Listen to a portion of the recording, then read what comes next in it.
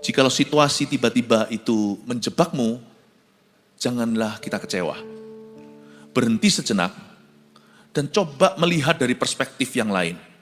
Mungkinkah Tuhan izinkan suasana ini agar supaya saya bertumbuh imannya?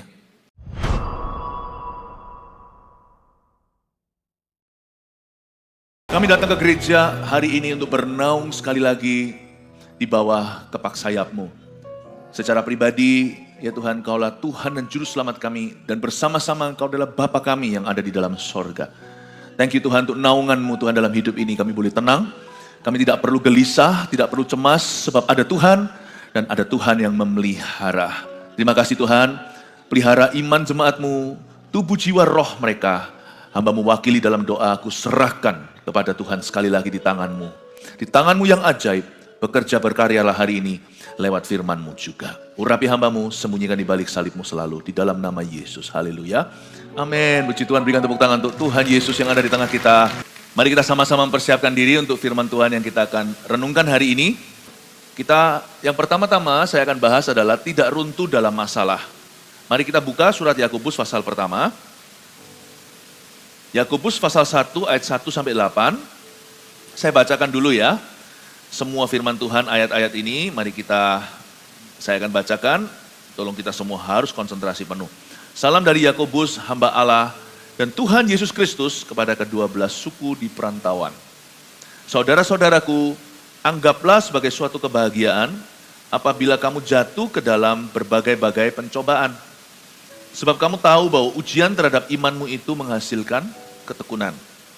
Dan biarkanlah ketekunan itu memperoleh buah yang matang, supaya kamu menjadi sempurna dan utuh dan tak kekurangan suatu apapun. Tetapi apabila di antara kamu ada yang kekurangan hikmat, hendaklah ia memintakannya kepada Allah yang memberikannya kepada semua orang dengan murah hati, dengan tidak membangkit-bangkit, maka hal itu akan diberikan kepadanya. 5 ayat saja, 5 ayat dulu. Nanti kalau ada waktu, saya continue. Kristen yang sejati, ciri ke-1 yang saya mau bahas hari Minggu ini adalah tidak runtuh dalam masalah. Kenapa saya sebut itu sebagai ciri? Karena Kristen sejati itu berarti Yesus hidup di dalam dirinya. Kalau Tuhan itu ada di perahumu tidak akan tenggelam. Itu bukan berarti bahwa kita tidak punya masalah. Masalah kita, masalah orang benar itu banyak. Tapi kita nggak akan runtuh. Paling tidak, di dalam jiwa kita, kita tidak akan runtuh. Bumi dan langit bisa bergoyang. 1000 rebah di sisi satu, 10.000 di sisi satunya lagi. Biarkan sekalipun hati dan batinku habis lenyap. Ini saya mengutip ayat. Gunung batuku tetaplah Allah selama-lamanya. Orang Kristen sejati itu bisa lemah? Bisa lemah. Kadang-kadang kita merasa sudah habis lenyap. Hidupku ini sungguh-sungguh udah habis-habisan. Tapi orang Kristen sejati tidak akan bunuh diri. Dia tidak akan mengakhiri hidupnya. Karena tidak ada DNA di dalam dirinya itu yang namanya keruntuhan. Orang Kristen sejati itu jatuh paling bawah pun bottom rock, atau kalau sampai hidupnya itu betul-betul rubuh, jatuh ke bawah, dia pasti akan jatuh di atas batu karang yang teguh. Dia tahu bahwa Yesus itu Tuhan dan Juru Selamatnya, Tuhan yang pegang kendali atas hidupnya. Apapun yang terjadi, Roma 8 berkata bahwa Tuhan bekerja sama dalam perkara yang terburuk sekalipun, gak hanya perkara yang baik, untuk mendatangkan kebaikan bagi orang percaya. Orang Kristen sejati juga tidak akan terus habis itu, ya sudahlah. Lalu dia lampiaskan, lalu mungkin ke alkohol dan sebagainya. Ya mungkin itu bisa terjadi pada bayi-bayi rohani. Tetapi kalau kita adalah orang Kristen yang tulen, yang sungguhan, yang sejati, di dalam diri kita ada kekuatan supranatural dari Roh Kudus, agar kita bisa tabah melalui apapun dalam kehidupan ini. Kita harus mengerti dulu bahwa kekristenan itu bukan agama tapi hubungan dengan Allah. Apapun terjadi, Tuhan itu akan menjadi fondasi. Dan dia itu akan menopang, seperti lagu sekolah minggu. Zaman dulu waktu saya kecil sih saya mendengarkan lagu ini, saya senang sekali. Ya, yaitu apa? Tuhan menetapkan langkah-langkah orang yang hidupnya berkenan padanya, apabila ia jatuh tak sampai tergeletak, sebab Tuhan menopang tangannya. Saya ingin Anda untuk mengerti bahwa dasar kekuatanmu adalah iman. Dan iman itu tidak bisa tercuri. Karena iman itu karunia atau kasih karunia Allah. Ketika kita percaya kepada Yesus, dia digantung di Kalvari karena kita, iman itu diberikan. Dan iman itu adalah dasar atau fondasinya. Iman itu adalah fondasinya. Tahukah bahwa kita punya iman kehidupan bisa goyang. Dan kita bisa kadang-kadang kuat, kadang-kadang lemah, sama seperti antibodi kita.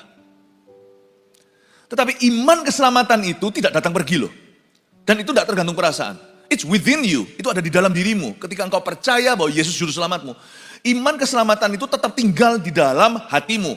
Peduli amat perasaanmu hari ini seperti apa, iman itu tetap. Dan iman itu yang akan sustain you. Iman itu yang akan menopangmu sehingga Anda tidak tergeletak. Pahami ini, Kristen sejati itu at the core, itu berada langsung di level biji sesawi. Orang Surabaya bilang kecik ya apa? Ya, itu sampai di bijinya. Dan itu adalah roh kita. Our spirit has been made alive. Tahukah Anda bahwa ketika Anda percaya pada Yesus, ketika kita menaruh iman pada Tuhan, manusia roh kita itu dihidupkan. Bedanya dengan orang yang belum terima Tuhan adalah manusia jiwanya udah ada, dia bisa merasa, dia punya kemauan, dia punya kehendak bebas, dia punya perasaan. Tapi rohnya mati, sehingga gak bisa bersekutu dengan Roh Kudus, gak bisa bersekutu dengan Tuhan. Sehingga mereka kalau datang melihat di gereja kita nangis di jamaah Tuhan, mereka heran. Lalu kita berkata satu dengan yang lainnya, ya Tuhan ngomong gini sama aku, Tuhan ngomong gitu, bukan ngeroh ya, tapi maksudnya kesaksian bahwa tiap hari dituntun oleh Tuhan. Itu mereka berkata, kalian ini halusinasi apa? Kalau manusia roh mereka itu mati, belum dihidupkan karena dosa, mereka tidak bisa bersekutu dengan Tuhan. Tapi orang-orang Kristen sejati, manusia rohnya sudah dihidupkan. Jadi kita tidak menilai segala sesuatu secara jasmani, tapi kita menilai juga sebagai orang-orang yang rohani. Bukan orang-orang yang sok religi ya, sok religius gitu ya. Bukan orang yang agamawi. Tapi rohnya hidup. Dia bisa membedakan mana kehendak Tuhan dan dia tahu kehendak Allahnya. Dan dia bisa melihat Tuhan dalam segala perkara yang orang lain semua heran. Manusia rohmu itu gak bisa meninggal. Di situ Tuhan taruh hidup kekal. Manusia rohmu itu dihidupkan. Kalau dulu kita sebelum terima Tuhan baca Alkitab, apa ini? Dengar khotbah bisa kritik kanan kiri. Karena kita merasa Tuhan tidak berbicara, tapi sekali kita berserah kepada Tuhan Yesus, kita menerima anugerahnya, kita merasa seperti lewat khotbah pun, meskipun penuh kelemahan, karena manusia yang lemah yang menyampaikannya, kita bisa menerima sesuatu, kita menerima rema. Manusia rohmu itulah fondasi kehidupan. Tidak mungkin bisa runtuh, itu tidak bisa mati lagi. Sadari bahwa hargai bahwa di dalam diri kita itu ada manusia roh kita yang harus kita hidupkan. Dan itu tidak bisa dihidupi dengan makanan. Kita makan rawon, soto, makan apalagi kalau di luar kota makan gudeg, makan apapun makanan. Tidak bisa menghidupkan roh kita karena makanan itu masuk ke jamban. Tapi hanya firman yang menjadi makanan manusia roh kita. Saya ingin Anda untuk mengerti poin ini dulu sebelum saya bahas ayat per ayat. Tidak runtuh dalam masalah karena kita punya Tuhan. Tidak runtuh dalam masalah karena manusia roh kita itu tidak bisa dijamah oleh permasalahan dunia. Tidak bisa runtuh dalam masalah karena manusia roh kita di dalam diri kita itu kekal. Dan melampaui kehidupan kita sekarang ini. Makanya itu manusia hidup bukan hanya dari roti, tapi dari setiap mulut yang keluar dari firman Allah. Dan manusia roh itu jangan kau buat kelaparan setelah dihidupkan Tuhan. Makan firman. Belajar bersekutu dengan Tuhan. Selalu ada longing, selalu ada kerinduan untuk bersekutu dengan Yesus. Aneh ya, kita bisa punya barang-barang idaman. Bahkan kita bisa memilih, kita juga bisa punya orang-orang idaman di hidup kita. Kok kenapa dalam diri kita masih terasa hampa? Dan tidak bisa diisi dengan benda maupun manusia. Itu karena manusia roh kita craving, ngidam, bersekutu dengan Tuhan.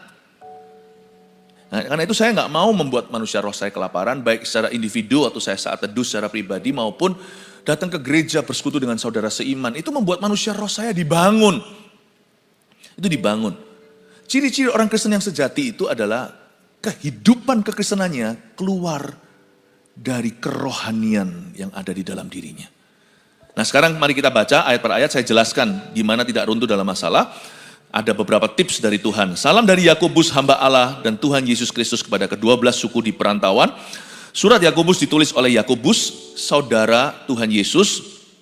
Ya, mamanya sama, yaitu Maria. Dia menulisnya kepada ke-12 suku di perantauan. Dia tuliskan kepada orang-orang Kristen Yahudi atau Messianic Jews zaman itu. Dituliskan karena mereka tersebar kemana-mana. Dia tulis surat untuk dibacakan.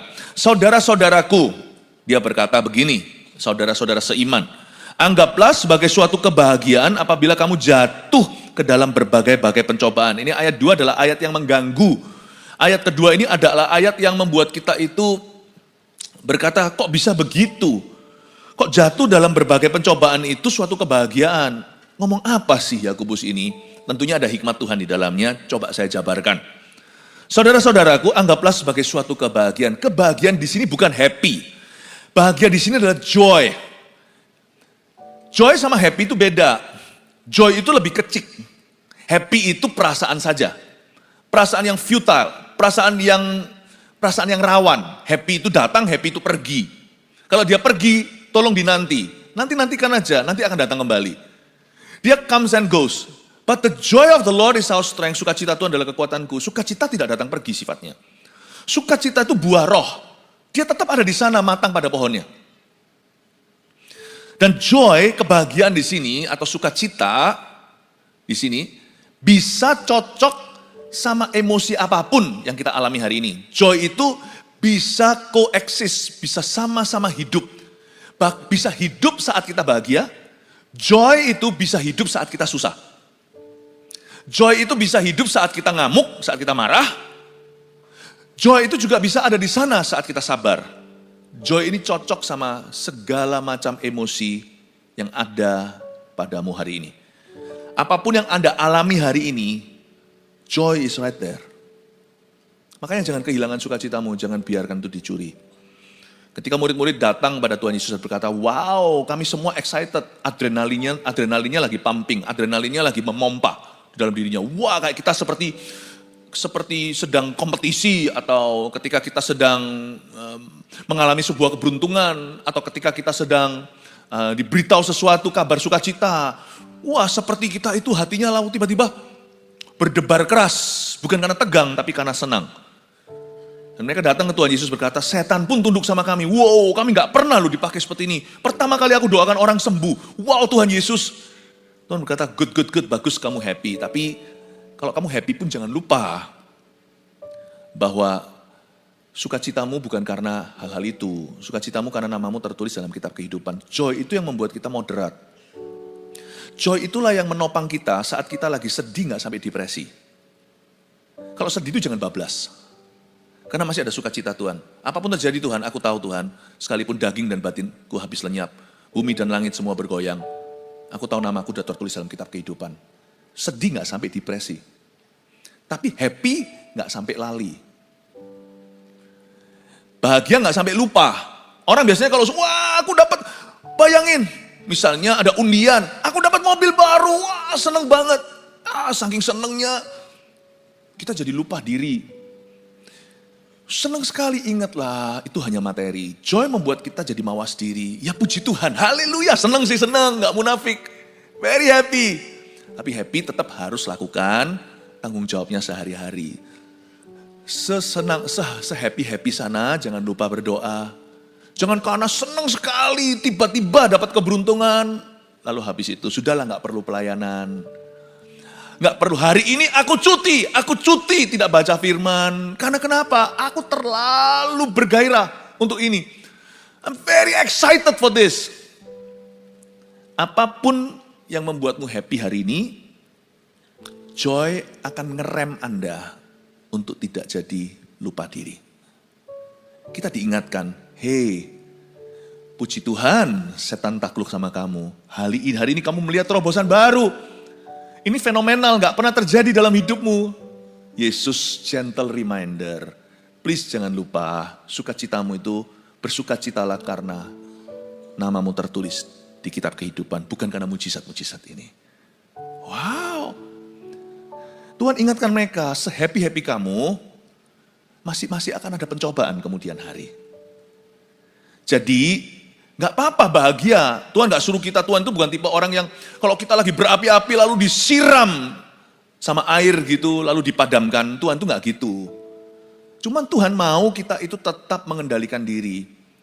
Baik waktu happy, waktu sedih, kita tetap harus punya self-control, buah roh nomor 9. Tanpa buah roh nomor 9, kasih jadi berlebihan, sukacita jadi tak terkendali, damai sejahtera jadi membuat orang itu jadi pasif sama sekali. Ya. Kebaikan, kemurahan semua jadi ekstrim. Tetap kamu perlu self-control kata Tuhan sama Petrus. Kalian tetap perlu mengendalikan diri. Joy makes your low not so low, makes your high not too high. Sukacita, kebahagiaan membuat kita sedih gak sampai depresi. Dan kalau kita diberkati juga tidak jadi orang yang lupa diri. Anggaplah sebagai suatu kebahagiaan apabila kamu jatuh ke dalam berbagai-bagai pencobaan. Perhatikan kata jatuh ke dalam pencobaan, bukan jatuh ke dalam dosa.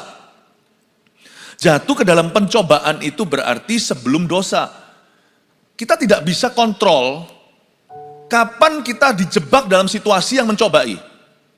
Asal kita jangan sengaja berjalan ke sana. Makanya di sini ayatnya, berbahagialah kamu apabila kamu jatuh ke dalam pencobaan. Bukan berbahagialah kamu apabila kamu berjalan ke dalam pencobaan. Orang jatuh itu kan nggak tahu, jalan tiba-tiba, di situ ada batu. Kan dia nggak sengaja berjalan ke sana. Dia nggak sengaja mencelakakan dirinya. Apabila kamu jatuh ke dalam berbagai pencobaan itu tidak ada unsur kesengajaan. Tapi situasi yang tidak dia duga mencobai dirinya.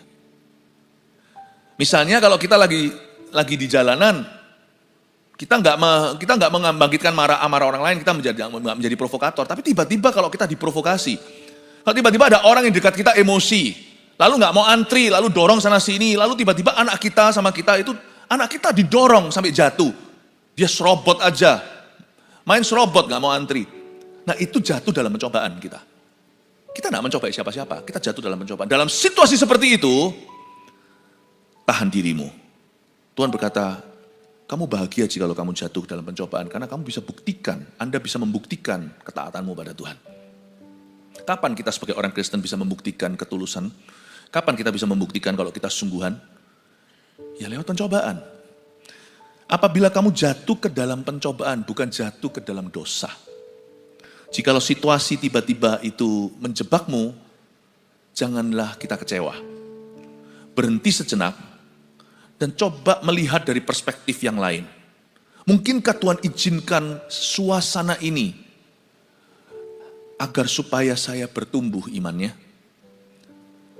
Bagaimana saya bisa mengalami buah roh yang namanya kesabaran kalau saya tidak ada orang cari gara-gara? Apakah Tuhan izinkan pencobaan hidup ini sekarang datang kepadaku sebagai kesempatan untuk bertumbuh? Mungkinkah Tuhan izinkan sekarang masalah persoalan di tempat kerja saya, keuangan, saya sekarang dililit hutang. Mungkinkah Tuhan itu mau bereskan prioritasku yang salah? Mungkinkah Tuhan itu mengizinkan hal ini bukan salahnya Tuhan, ini aku yang salah perhitungan. Mungkinkah ini menarik saya menjadi dekat pada Tuhan, membuat saya semakin bersandar dan bergantung pada kuasa-Nya. Mungkinkah justru saya akan temukan hikmat-hikmat yang nanti kemudian saya bisa ajarkan pada anak cucu saya, jangan ulangi kesalahan papa zaman dahulu kala. Kita itu harus punya pikiran yang berbeda waktu kita jatuh dalam pencobaan, anggaplah sebagai suatu kebahagiaan.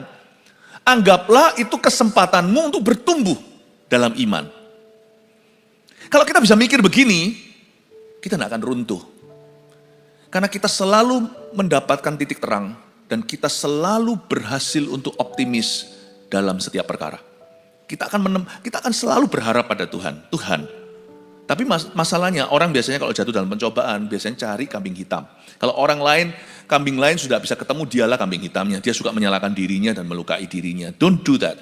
If you do that, kalau kita lakukan itu, kita akan kehilangan kesempatan emas untuk bertumbuh hari itu. Berbahagialah, anggaplah sebagai suatu kebahagiaan apabila kamu jatuh ke dalam berbagai-bagai pencobaan. Sebab kamu tahu bahwa ujian terhadap imanmu itu menghasilkan ketekunan. Hal pertama yang dihasilkan waktu kita ngalami ujian iman itu adalah ketekunan. Yang pasti ketekunan itu bukan kepasrahan. Orang yang pasrah ketika dalam masalah, orang itu clueless, tidak tahu apa-apa. Sedia payung sebelum hujan, belajar firman sebelum alami pencobaan. Supaya ketika pencobaan datang, kita itu sudah tahu arah yang benar itu apa. Kita sudah mengerti kehendak Allah. Orang yang baru cari kehendak Tuhan, saat dia ngalami pencobaan, orang itu tidak akan bisa menemukannya. Karena pikirannya sudah dipenuhi dengan masalahnya. Makanya itu sedia payung sebelum hujan. Makanya itu bertumbuh itu harus reguler. Bertumbuh itu harus teratur. Sama Tuhan jalan itu harus konsisten. Jangan cari Tuhan ketika kita dalam permasalahan. Carilah Tuhan sebelum kita masuk dalam permasalahan. Ada nggak ada masalah, carilah Tuhan. Baik tidak baik waktunya beritakan firman. Karena ketika kita mengalami pencobaan, kita akan praktekkan pengetahuan kita. Pengenalan kita akan Tuhan itu jadi berguna. Ketekunan itu bukan kepasrahan. Orang pasrah itu ya sudahlah, terserah apa yang jadi kehendak Allah. Orang tekun itu tahu kehendak Tuhannya, dan dia press on, dan dia lawan arus untuk berjalan ke sana. Ketika kita dalam pencobaan, ya misalnya soal mengampuni. Kalau kita yakin dulu bahwa pengampunan itu kehendak Allah 100%, waktu kita ditekan, waktu ada orang melakukan sesuatu yang merugikan, ketika kita itu ketika orang itu memberikan perlakuan yang salah terhadap kita. Ketekunan itu berarti, aku tahu aku harus mengampuni, tapi susah Tuhan. Lalu dia berdoa, minta didoakan, bahkan dia berpuasa, aku harus menang, aku harus mengampuni. Tekun itu tahu kemana dia tuju. Tapi dia ngotot ke situ karena dia tahu kalau dia nggak ngotot, dia pasti ke bawah arus. Tekun itu tahu apa yang harus dia lakukan. Masalah rumah tangga, aduh istrinya, kadang-kadang istrinya loh hari-hari ini tuh emansipasi bener. Gak hanya pria yang jadi biang masalah, kadang-kadang perempuan juga bisa dalam satu pernikahan. Tapi aku tahu bahwa cerai itu bukan jalan. Kecuali karena perzinahan. Itu pun gak langsung jalan tol, itu pun masih ada jalan-jalan tikus yang masih bisa ditempuh untuk memulihkan hubungan itu. Aku udah ngelus-ngelus dada pasanganku ini, ya ampun Tuhan tahu gini aku gak kawin sama dia. Percuma, kan kita tahu sebagai orang yang kenal kehendak Allah, menoleh ke belakang itu bukan jalan. Kita tahu di Efesus 6 berkata, semua perlengkapan senjata Allah itu di depan. Gak ada yang namanya baju zirah untuk geger kita. Punggung kita itu tidak dilindungi, makanya jangan lari dari masalah. Orang yang menoleh ke belakang dan lari tidak layak bagi kerajaan Allah. Hadapi. Aku tahu kalau jalan ke belakang bukanlah jalanmu Tuhan.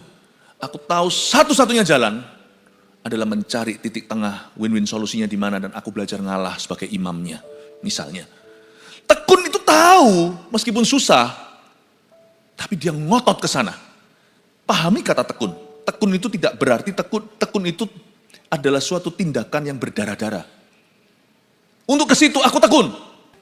Bapak Ibu Saudara, hari-hari ini adalah hari-hari yang jahat. Orang yang clueless akan ditelan pencobaan. Tapi orang yang teguh berdiri pada firman, orang itu akan memperoleh kekuatan baru, mereka akan berjalan dan tidak lesu. Masa muda mereka akan diperbarui seperti Raja Wali. Seperti Raja Wali yang terbang tinggi. Sebab kamu tahu bahwa ujian terhadap imanmu menghasilkan ketekunan. Ketekunan bukan kepasrahan, tapi active endurance. Ya. Kata tekun itu kata aktif, bukan kata pasif. Kalau pasrah itu pasif, ya terserahlah. Aku nyerah, bukan. Tekun itu aktif. Dan biarkanlah ketekunan itu memperoleh buah yang matang. Supaya kamu menjadi sempurna dan utuh dan tak kekurangan suatu apapun. Sudah tekun, gak bisa satu ronde. Tekun itu gak pernah satu ronde. Tekun itu beronde-ronde, dan biarlah ketekunan itu memperoleh buah yang matang. Buah yang matang di sini itu perlu waktu. Coba kalau Anda lihat buah mangga jikalau musimnya, atau buah apapun juga durian. Kalau Anda suka saat teduh di alam terbuka, janganlah bertapa di bawah pohon durian maupun pohon nangka. Tahukah buah yang matang pada pohonnya itu jatuh sendiri? Pada waktunya. Buah yang matang pada pohonnya, untuk memperoleh buah yang matang dari ketekunan, diperlukan yang namanya waktu dan tidak bisa di-bypass. Jangan punya mentalitas Kristen instan. Saya percaya mujizat. Tidak selalu mengalaminya. Saya sendiri tidak selalu mengalaminya. Dan saya tidak selalu melihat dalam pelayanan saya, orang lain mengalaminya. Nggak tentu. Tapi karena kami tekun terus mendoakan orang, semakin besar jumlahnya orang yang mengalaminya. Daripada orang yang tidak percaya akan mujizat. Tidak akan mengalaminya sama sekali. Kami tidak pernah kehilangan kesempatan untuk orang lain mengalaminya karena ketaatan kami. Dan kalau orang lain tidak mengalaminya pun waktu kami doakan, tidak terjadi mujizat secara instan, orang itu pun menerima kasih karunia. Pelayanan kami selalu mendatangkan grace, kasih karunia Tuhan. Ya. Saya percaya mujizat. Dan yang namanya mujizat itu tidak boleh didefinisikan murahan. Dikit-dikit mujizat, dikit-dikit mujizat. Enggak. Mujizat itu tidak ada rumusnya. Jadi jikalau ada orang yang mengalami kesembuhan, ya itu pun kasih karunia Allah, mujizat atau tidak, semua pengetahuan yang baik itu milik Tuhan. Teknologi, obat-obatan, dokter, suster, berapa banyak anak-anak Tuhan bahkan yang bekerja di bidang-bidang demikian. I believe every healing comes from the Lord, but not every healing is divine healing. Saya percaya setiap kesembuhan itu datangnya dari Tuhan. Orang-orang yang bekerja di dunia medis akan tahu, dimanapun juga badan kita itu tidak bisa diatur sendiri namanya. Kita ditanya juga alergi obat apa. Badan kita kan memutuskan sendiri. Kan itu keputusan yang maha kuasa. Mau pakai ini, pakai cara itu, kalau dia nggak respon, mau gimana, mau bisa apa? Jantung dipompa, nanti pakai alat ini, pakai alat yang lebih resiko lagi. Semua kan tergantung jantungnya nanti pada akhirnya. Meskipun mesinnya juga jalan. Orang tetap bisa hidup dengan mesin, tapi kalau orang itu sudah nggak hidup, ya nggak hidup. Meskipun dia masih secara teknis hidup, tapi tidak secara praktis. You see, God has the last say over. Tuhan punya kata terakhir, pegang kata terakhir dalam kehidupan setiap manusia. Setiap kesembuhan itu datangnya dari Tuhan. Tapi tidak semua kesembuhan adalah kesembuhan ilahi. Saya pernah melihat, gak perlu saya ceritakan, bahkan mujizat terjadi di depan mata. Orang gak pernah jalan sama sekali, kaki sudah seperti biting, sudah seperti lidi. Itu bahkan ada di dokumentasi, FKA awal-awal juga melihat yang demikian. Berdiri, ada juga yang angkat tilamnya seperti di kitab Injil. Itu kaki sudah seperti itu gak bisa dipura-pura. Muscle-nya sudah atrofi atau sudah penyusutan. Karena sudah puluhan tahun gak dipakai. Orang kalau baru lumpuh sehari, lain dengan orang kalau sudah lumpuhnya 40 tahun. Jalan di depan mata saya. Coba jelaskan. Itu juga healing dari Tuhan. Tapi kali ini divine healing. Mujizat itu tidak ada teorinya. Mujizat itu tidak ada rumusnya. Allah bekerja dengan luar biasa. Kalau Anda tanya kenapa Tuhan tidak selalu lakukan mujizat secara instan, I don't know.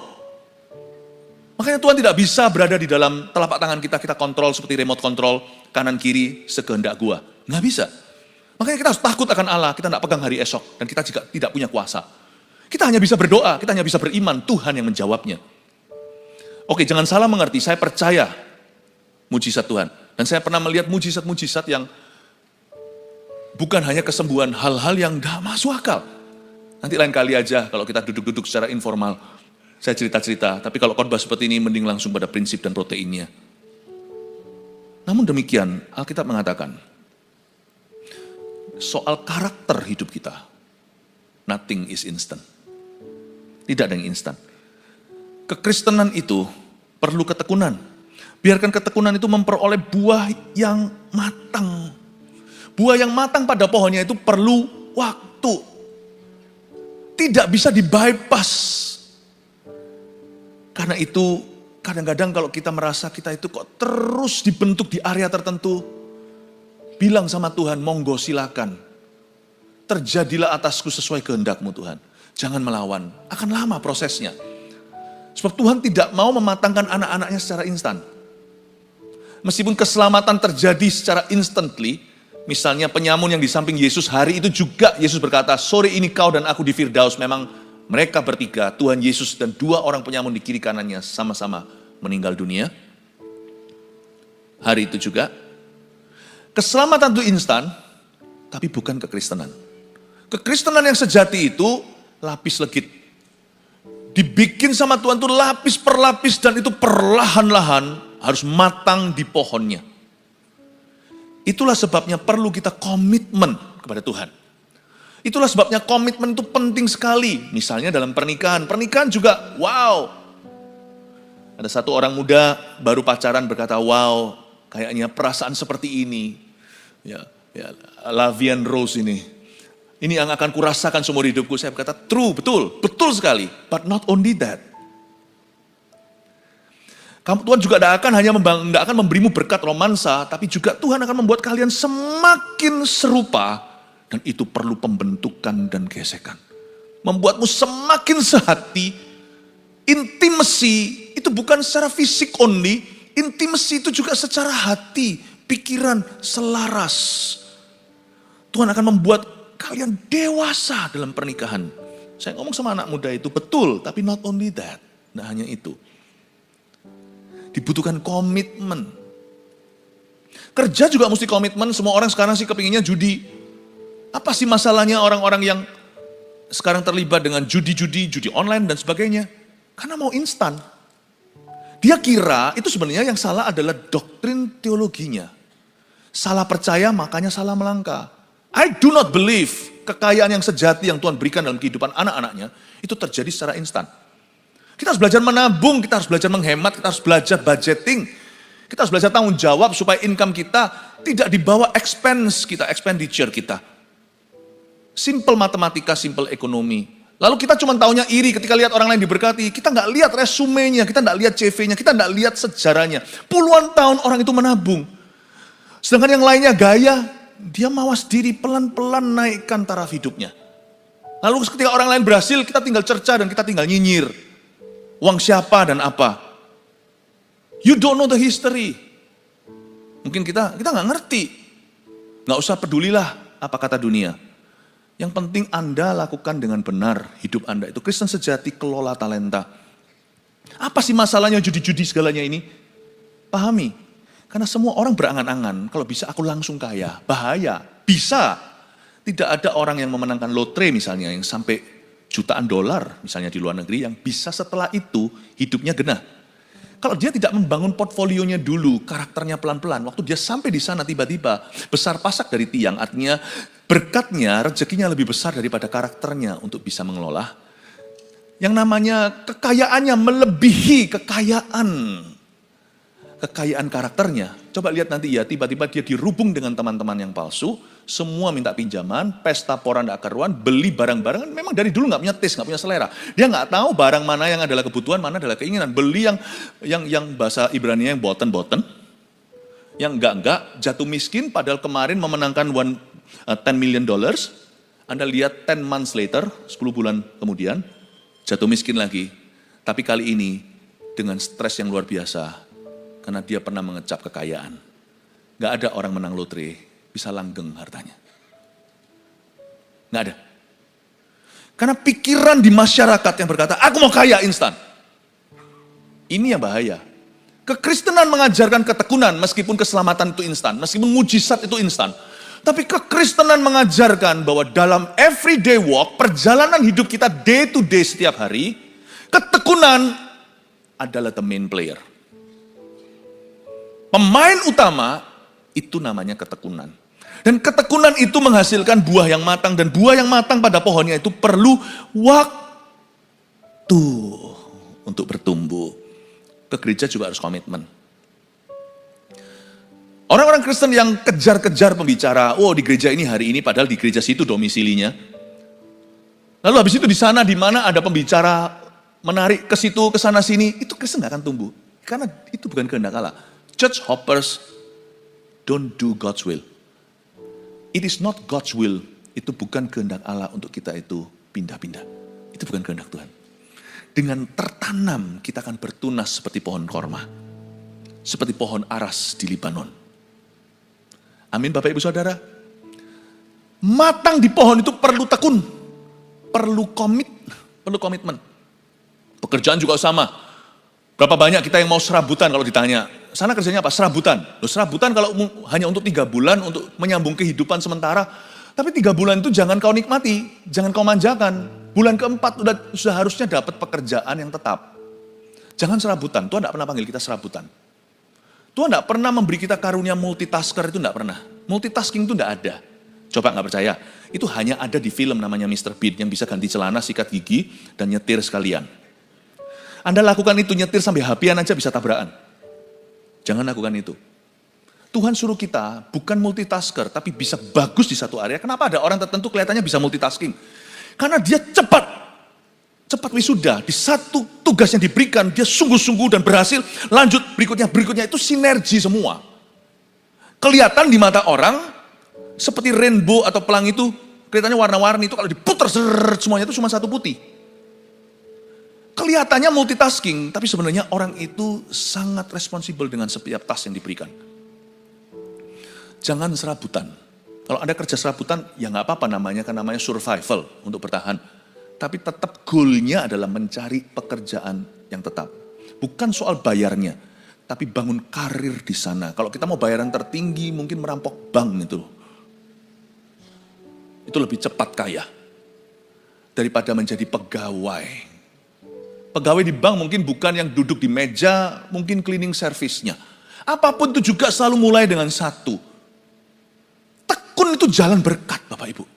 Ini masalah di masyarakat yang mengira bahwa instan itu adalah berkat yang dinanti-nantikan. Tidak ada. Sekalipun kalau Anda dapat, itu kutukan. Karena karaktermu tidak cukup untuk itu. Tidak matang pada pohonnya. Buah yang dipaksakan, dicabut sebelum waktunya, masam semua pada akhirnya dan membuat ngilu gigi. Jangan sampai kita memperoleh buah yang tidak matang. Tapi waktu kata buah yang matang ini menarik buat saya.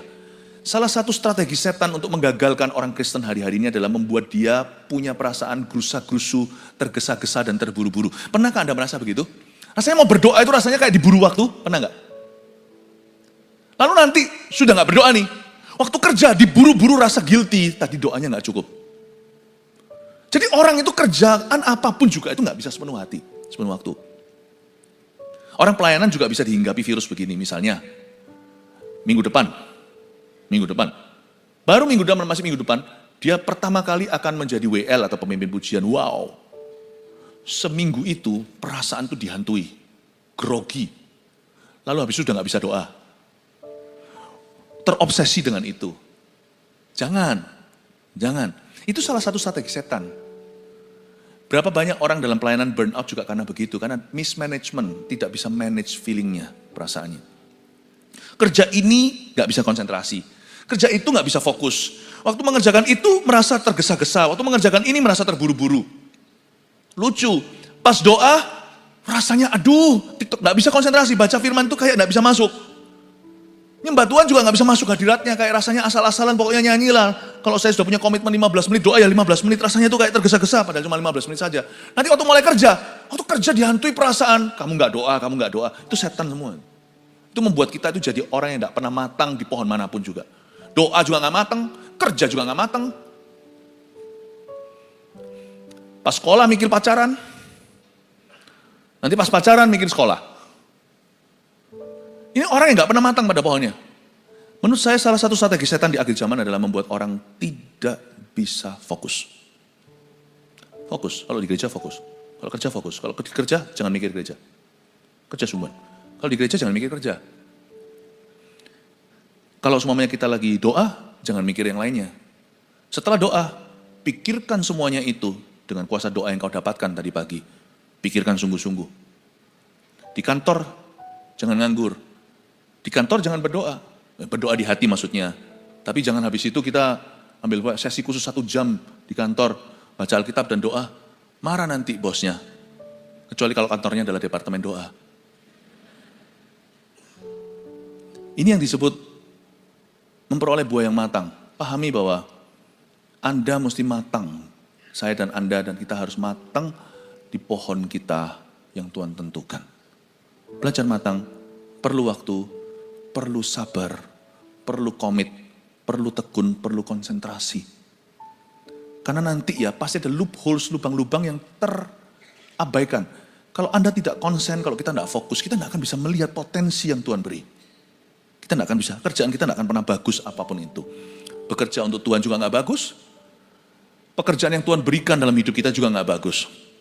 Ayat 5, tetapi apabila di antara kamu ada yang kekurangan hikmat, hendaklah ia memintakannya kepada Allah, yang memberikan kepada semua orang dengan murah hati dan dengan tidak membangkit-bangkit, maka hal itu akan diberikan kepadanya. Kalimat ini berkata kalau kamu kurang hikmat, hendaklah ia memintakannya kepada Allah. Garis bawahi kata memintakannya kepada Allah. Coba saya jelaskan dulu, hikmat itu apa? Kalau kita kekurangan hikmat, kita harus minta sama Tuhan. Tapi kalau kurang pengetahuan, jangan minta sama Tuhan, baca Alkitabnya. Alkitab tidak berkata seperti ini, tapi apabila di antara kamu ada yang kekurangan pengetahuan, pengetahuan tidak boleh kurang, timbalah. Pengetahuan yang umum, ya itu juga dari Tuhan, namanya sekolah. Anak-anak yang masih di bangku sekolah, tugas dasarnya adalah bersekolah dengan benar. Tapi kita semuanya, apapun profesi kita sekolah tiap hari. Kita setiap hari mengisi hidup kita dengan firman. Apabila di antara kamu ada yang kekurangan pengetahuan, jangan minta sama Tuhan, buka Alkitab. Tuhan akan tuntun. Tuhan jangan minta sama Tuhan pengetahuan. Timba dulu pengetahuan, nanti Tuhan akan pakai pengetahuan itu untuk mengajarimu hikmat. Paham Bapak Ibu Saudara? Alkitab tidak pernah berkata, Yakobus dalam urapan menuliskan demikian. Kalau ada yang kekurangan hikmat, dia tidak berkata kekurangan pengetahuan. Apa bedanya hikmat dan pengetahuan? Pengetahuan adalah the what. Pengetahuan itu apa? Hikmat itu bagaimana? Kalau hikmat itu the how. The what, jangan minta. Itu sama dengan kita ngomong di sekolah, oke, aku minta pengetahuan. Oh, pengetahuan enggak untuk diminta. Pengetahuan yang sudah disediakan, diajarkan di sekolah, konsentrasi, pelajari, kamu renungkan, latihan. Nah setelah itu, kalau masih bingung bagaimana mengaplikasikan pengetahuan dan rumusnya, boleh ada ekstrakurikuler, les namanya, atau guru akan mementori secara pribadi. Tapi anak yang belum apa-apa mau les, tapi nggak pernah belajar dan nggak pernah konsentrasi di kelas, jangan dileskan Bapak Ibu Saudara. Suruh dia dengarkan pelajaran. Pengetahuan itu tugas sang murid, hikmat tugas sang guru. Karena itu tidak dikatakan oleh Yakobus, barang siapa di antaramu kekurangan pengetahuan. Baca Alkitab. Bukankah lagu tadi, jangan berpikir aneh-aneh, nggak dinyanyikan tadi ya, yang nyanyian dari timur kapan hari. Firman Tuhan itu penting sekali. Daripada pikir yang aneh-aneh, lebih baik renungkan firman Tuhan. Hikmat itu the how. Knowledge atau pengetahuan itu the what. Pengetahuan itu adalah kebenaran. Hikmat itu adalah applied knowledge atau pengetahuan yang diaplikasikan. Aplikasi dari pengetahuan yang kita dapat itu hikmat. Karena itu di Alkitab dikatakan, kalau ada kekurangan hikmat, bukan pengetahuan, minta kepada Allah. Bahasa Inggrisnya ask God. Minta loh ya. Bukan dengan menuntut Allah, apalagi marah-marah, tuding-tuding, dan rasa kecewa. Kalau orang kayak gitu, ketika kau kekurangan hikmat, minta kepada Allah, bukan marahi Allah. Kalau kita nggak ngerti sesuatu, kenapa kau izinkan ini dan itu, hendaklah kita jangan banyak bicara dulu atau masuk hadirat Allah, lebih banyak mendengar, kata kitab pengkhotbah, kita masuk dengan hati yang rendah hati dan berkata, I don't know about this, aku nggak ngerti. Sama sekali sekarang itu I'm lost, sungguh-sungguh aku seperti tersesat dalam pikiranku. Lord Tuhan, aku minta hikmat. Mintalah dengan humility, dengan kerendahan hati. Bantu aku mendapatkan perspektif yang baru tentang hal ini Tuhan. Tapi banyak orang Kristen itu kalah di depan. Waktu masuk hadirat Tuhan dengan marah-marah, dengan tuding-tuding, dan curhat-curhat yang tidak perlu, dan rasa kecewa dilampiaskan ke Tuhan. Kenapa engkau? Alkitab berkata, kalau kau kekurangan hikmat, bukan tuding Allah, tapi minta kepada Allah. Kalau kita kekurangan hikmat, minta kepada Tuhan, bukan marah-marahin Tuhan. Nah, kesalahan orang Kristen kenapa setelah mengalami permasalahan, dia runtuh karena bukan dia minta hikmat, dia marah justru menuding Allah yang bukan-bukan. Bapak Ibu Saudara, inilah kesalah kaprahan orang-orang Kristen dalam menghadapi permasalahan. Upon entering the presence of God, they put on the wrong attitude. Waktu masuk ke hadirat Allah, bukan datang untuk belajar, untuk gain atau memperoleh godly perspektif atau perspektif ilahi, tapi mereka masuk dengan ngamuk-ngamuk sama yang maha kuasa. 100% so pasti tidak akan memperoleh hikmat, malah justru semakin tersesat. Tapi kalau kita kekurangan hikmat, mintalah kepada Allah. Ask God, not be demanding. Tapi asking, bertanya pada Tuhan. Dan Alkitab mengatakan dengan jelas, kalau kita kekurangan hikmat, you ask God. Minta pada Allah. bukan cari di buku, bukan cari di majalah. Orang pertama yang kita datang ketika kita dalam masalah adalah Tuhan dan firman-Nya. Barang siapa kekurangan hikmat, hendaklah ia cari di perpustakaan. Nggak ada itu bunyinya. Tapi apabila di antara kamu ada yang kekurangan hikmat, hendaklah ia cari psikiatris. Bukan tuh. Bahkan pendeta pun bukanlah alamat ke satu. Kami hanyalah pembantu. Kami hanyalah penolong, pembantu saja. Penolong dengan P huruf kecil, penolong P huruf besar adalah Roh Kudus. Barang siapa kekurangan hikmat, hendaklah ia memintakannya kepada seorang konselor? Bukan. Itu nanti, step 2, step 3. Jika dibutuhkan. Tetap perlu, Yakobus nanti juga tulis di berikut-berikut ini suratnya. Dia berkata, hendaklah kamu saling mengakui dosamu dan saling mendoakan supaya kamu sembuh. Yakobus 5. Tapi hal pertama, kalau kamu kekurangan hikmat, kata firman, hendaklah orang itu kekurangan hikmat, hendaklah ia memintakannya directly to God. Mintakannya kepada Allah. Minta, bukan ngamuk. Minta, bukan marah. Minta kepada Allah, bukan kepada manusia. Nanti Allah akan tuntun. Ketika Paulus datang masuk ke Damaskus, tadinya mau menganiaya gereja, lalu dia lihat terang di jalan. Waktu dia masuk ke dalam, dia dapat wangsit pewahyuan. Nanti sebentar lagi akan ada satu orang datang kepadamu dan memberitahumu. Aku akan memberitahukan kepadamu jalan. Lalu Tuhan bilang dari sisi sana, seorang Kristen namanya Ananias, kamu pergi ke Paulus, tunjukkan jalan itu. Bapak Ibu Saudara, Tuhan pakai manusia. Tapi setelah kita datang kepadanya, manusia itu akan masuk ke konteks yang tepat di hidup kita. Tapi kalau kita salah terhadap Allah, semua manusia yang salah tiba-tiba akan mengerumuni kita seperti lalat pada kotoran. Bapak Ibu Saudara, kalau kita kekurangan hikmat, minta kepada Tuhan. Simple bukan? Itu saja. Saya kasih summary 3 poin yang Anda bisa bawa pulang ke rumah. Dari khotbah ke-1, ciri-ciri orang Kristen sejati, yaitu tidak runtuh dalam masalah. Pertama, anggaplah pencobaan hidup sebagai kesempatan untuk bertumbuh. Nomor 1. 2, kenakanlah sikap hati yang bersuka cita karena kebaikan Tuhan. Apapun juga yang Anda alami atau belum alami, ingat kasih-Nya. Sikap hati yang harus Anda kenakan adalah joy. Dan joy itu ini loh. Bagaimana aku bisa joyful, Pastor Philip, aku ngalami ini loh. Joyful itu bisa. Karena joyful itu tidak berkenaan dengan perkara dunia atau apa yang Anda alami. Joy itu berkenaan dengan kebaikan Tuhan. Saya percaya dalam segala perkara, saya punya hak untuk berharap dan percaya bahwa Allahku tetap baik dan akan berbuat baik kepadaku. Bahkan lewat situasi yang terburuk pun Tuhan tetap akan berbuat baik kepadaku.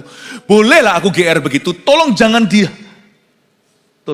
dilarang untuk saya GR demikian. Karena saya orang Kristen yang sejati, saya berhak berpikir begitu. Bahwa in everything, dalam segala sesuatu yang ku alami, aku berhak percaya bahwa Allahku baik, dan dia akan melakukan kebaikan dalam hidupku. Bagaimana? Aku tidak tahu. Itu butuh hikmat. Persisnya seperti apa aplikasinya? I don't know. Tapi Tuhan, aku berserah penuh. Serah yang gini boleh, bukan pasif soalnya. Udah tahu tujuannya. Tapi aku berserah untuk menerima perspektif yang baru. Tell me Lord, what goodness I may receive from you through this terrible situation. Kebaikan apa yang bisa aku peroleh ya Tuhan Yesus dalam situasiku yang paling parah ini. Aku berharap hanya kepadamu. Karena kenakan sikap hati yang bersuka cita karena kebaikan Tuhan. Lalu minta hikmat. Yang ketiga, ini cara minta hikmat itu pun dibagi jadi 2 ari-ari. Mintalah hikmat untuk memecahkan masalah itu. Tuhan punya loh pemecahan masalah kita. Tuhan itu pegang solusinya. Dia itu jalan, dia itu kebenaran, dia itu hidup. Entah kita minta untuk memecahkan hikmat untuk memecahkan masalah itu, atau sementara ini hanya untuk tabah menanggungnya. Itu pun hikmat. Kasih aku hikmat. Bagaimana pecahkan masalah ini. Daripada aku ngamuk-ngamuk, marah-marah, malah gak dengar sama Tuhan, malah tuli telingaku.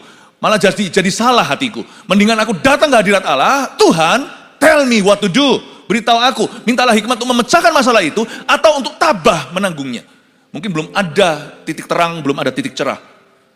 Secercah harapan di depan itu tidak kelihatan cahaya. Tetapi saya tahu Tuhan, pasti memberi saya ayat hari ini, kekuatan, memberi saya penghiburan, teman. Tuhan akan memberi saya kasih karunia yang cukup, justru dalam kelemahanmu, kuasaku sempurna bekerja. Kasih aku tabah Tuhan, untuk menanggung hal ini. Aku tahu aku bisa melaluinya. Suatu hari aku akan menoleh ke belakang, dan melihat, wow, God has been good to me. Tuhan sudah memelihara. Amin Bapak Ibu Saudara. Jadi berkat buat Anda, semoga ini jadi jawaban buat Anda. Pagi-pagi memang agak berat, tapi semuanya mikir dengan baik dan cerna. Haleluya, kasih tepuk tangan untuk Tuhan.